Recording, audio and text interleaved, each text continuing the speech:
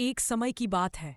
रावण, जो लंका का शक्तिशाली राजा था, अपनी शक्ति के गर्व में पूरे पृथ्वी पर विजय प्राप्त कर रहा था।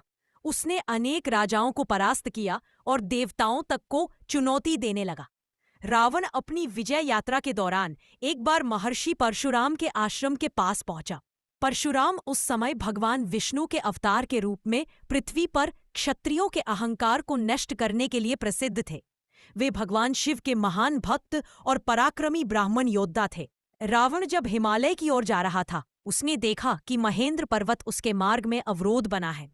अपने बल का घमंड करते हुए उसने पर्वत को अपनी भुजाओं से उठाने का प्रयास किया। उसी समय परशुराम वहां तपस्या कर रहे थे। पर्वत हिलने से उनकी तपस्या भंग हो गई।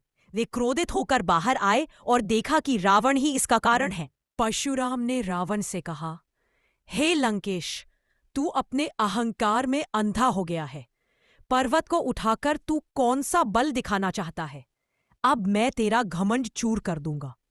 रावण भी क्रोध से भर गया और बोला, हे परशुराम, मैं लंकेश रावण हूं। मैंने देवताओं तक को जीत लिया है। तुम तो एक साधु हो, मुझे कौन रोक सकता है? यह सुनते ही परशुराम ने अपना पशु फरसा उठाया और रावण पर आक्रमण किया। दोनों के बीच भीषण युद्ध छिड़ गया। रावण के धनुष से निकलने वाले बाण बिजली की तरह चमक रहे थे। परशुराम के फरसे की चोट से धरती कांप उठी। युद्ध लंबा चला।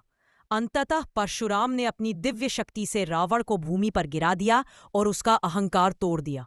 रावण ने समझ लिया कि ये कोई साधारण मनुष्य नहीं, बल्कि भगवान विष्णु का अवतार है।